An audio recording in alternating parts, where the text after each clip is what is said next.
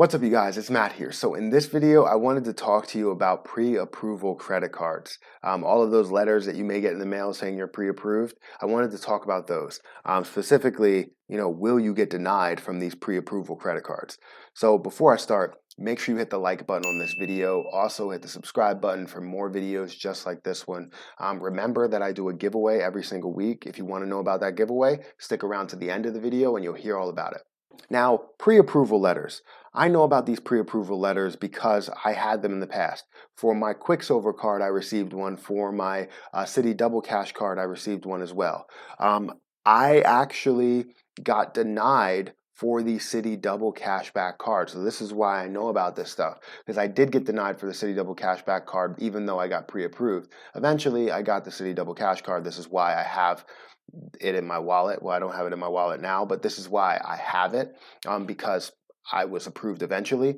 But I did want to tell you about the fact that I was pre-approved and I was denied.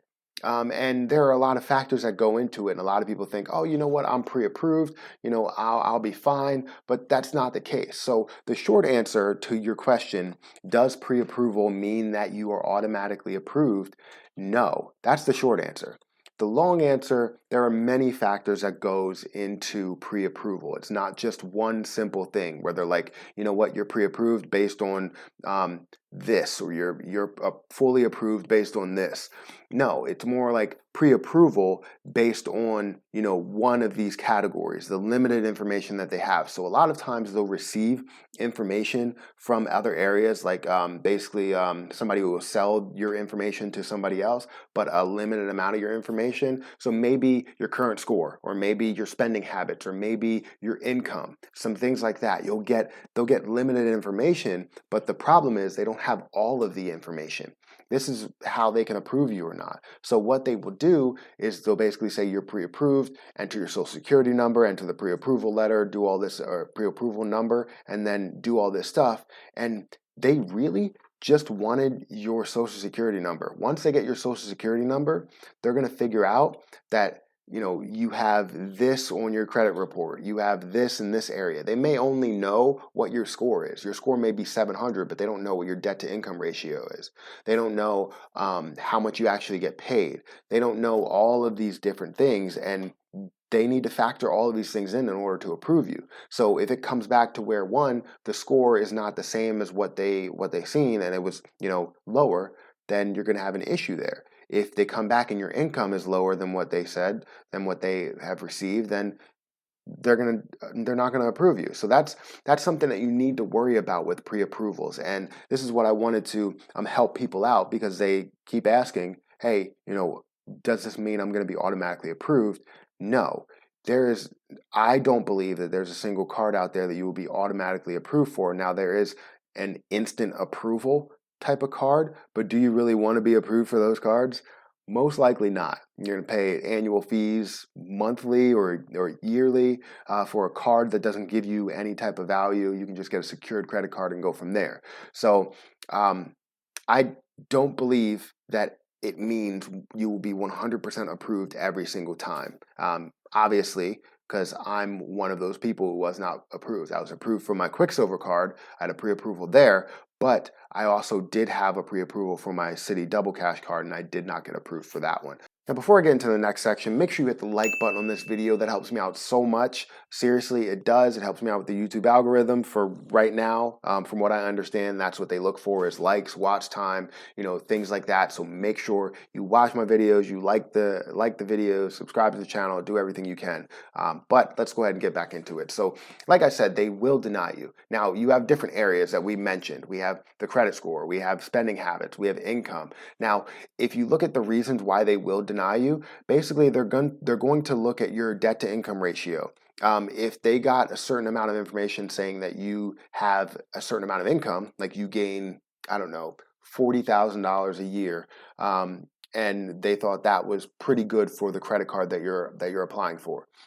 They also want to look at your debt to income ratio and say, okay, your income is where it's supposed to be, but you have a lot of debt. So how is this going to factor into the ability to pay off your credit card? You're probably not going to be able to pay it off, so they're going to deny you. it's just a solid fact that they will deny you if your debt to income ratio is too high. They'll also look at your credit score. So if they got this income, or they got your current credit score, and your credit score dropped significantly, and they said, you know what, you had a 700 and now it's at 625, they're going to say, what's going on there? There's something going on there, and now we have to deny you. So they're going to basically say no. You can also have your income drop. If your income's if you say that you're at 40,000, or say you lied on a different application and then they sold that information to somebody else, and you come clean and say, you know what, I only make $20,000 a year because, you know what, you're pre-approved. You think you're going to get, approved no matter what. And they deny you because you don't make $40,000 a year, you make 20,000. That's something that they're going to do. But when you look at everything, they really just want your social security number, to tell you the truth, because not every company has your information. But once they get your social security number, they're going to keep it on file for quite some time. And then when they keep it on file, they're going to say, all right, did this person's credit score go up? Did this person's spending habits go up? Did this person's income go up? Things like that. Where did he apply to? All that stuff. And they're going to reevaluate you and then send out another pre-approval letter when they feel like you're ready. Just like in my case, they send out another pre-approval letter for the Citi Double Cash card, and I got it. Just because, it was a valuable card. 2% at that time, and 2% now is still great. So all in all, they just want your social security number just to be able to store all of that data and understand when you can get to a certain point. And if you're not there now and they deny you, they're going to get there later. If you can get there now, then they're going to have that on file to market other cards to you after they approve that card to you. So that's the way that I look at it. But short answer, that was a really long answer, but short answer is no. You cannot automatically get approved for a pre-approval letter. It's just not a thing that happens. Now, a large majority of people do still get approved because it is a pre-approval letter, and they usually send it out in a quick period of time. So usually, and sometimes people will take maybe 2 or 3 times to actually respond to it. But, you don't always get approved. It could be like 70% or so. I don't know the actual statistic, but that's my video, guys. Let me know what you think of this video. Hit the like button. That helps me out a lot. Also, comment down below. Let me know what you want me to talk about. Subscribe to the channel. Hit that little bell icon so you always get notified when I post another video. I post 7 days a week. So, like, comment, watch, do everything you can in order to support. I do a giveaway every single week. And all you have to do in order to enter that giveaway is just comment on at least one video for the week, like at least one video for the week, and also be subscribed to both of my YouTube channels. You have to be subscribed to this one, and you have to be subscribed to this one. If you're subscribed to both of my YouTube channels, then you get 1 ticket in the hat. But if you want multiple tickets, then comment on as many videos as you can. 7 is the max. So I post 7 days a week, so 7 tickets is the max. So make sure you enter that giveaway. It's done on every Saturday. So 2 Amazon gift cards. So I don't want to create any confusion. They're $10 gift cards, so make sure that you put your name in the hat. But that's my video, guys. Thank you so much for watching, and I'm going to have to get out of here. And until next time, I'll see you guys later.